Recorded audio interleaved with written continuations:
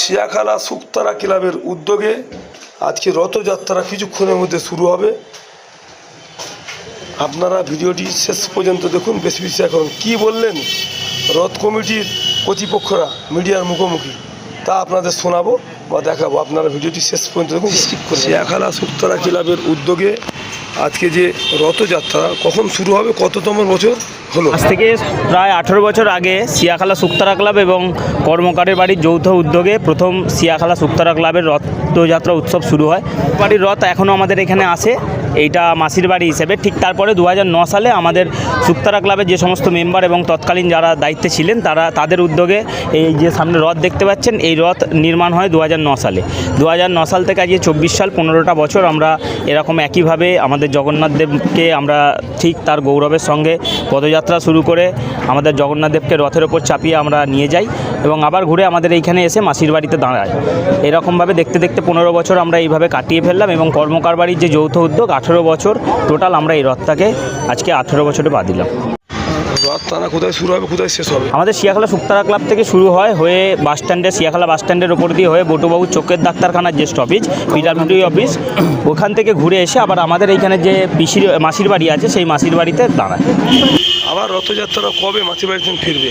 আবার প্রথা অনুযায়ী 9 দিন পর, কিন্তু এই বছর 10 দিনের মাথায় রথ টানা পড়েছে। মানে সামনের মঙ্গলবার আবার রথ টানা, আমাদের উল্টো রথযাত্রা যেটাকে বলে, আমরা আবার উল্টো রথযাত্রা সামনের মঙ্গলবার পালন করি।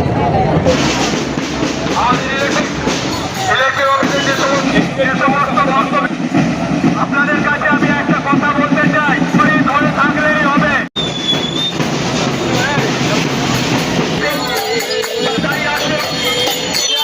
বাড়িতে পৌঁছে দেবার যে সংকল্প আমরা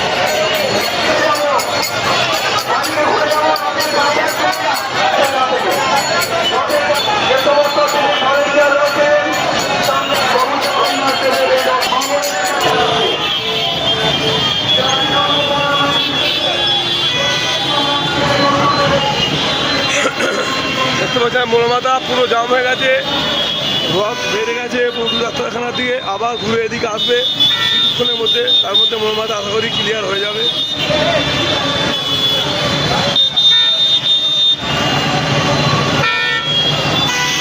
মোড়মাথা পুরো জাম দেখতে পাচ্ছেন, কিছুক্ষণের মধ্যে আবার মোড় ক্লিয়ার হয়ে যাবে। এখন শিয়াখালা তেঁতুলতলাতেন রথযাত্রা এসে শিয়াখালা চৌমাথা দিয়ে হয়ে এখন বটু ডাক্তারখানার দিকে যাচ্ছে, দেখতে পাচ্ছেন।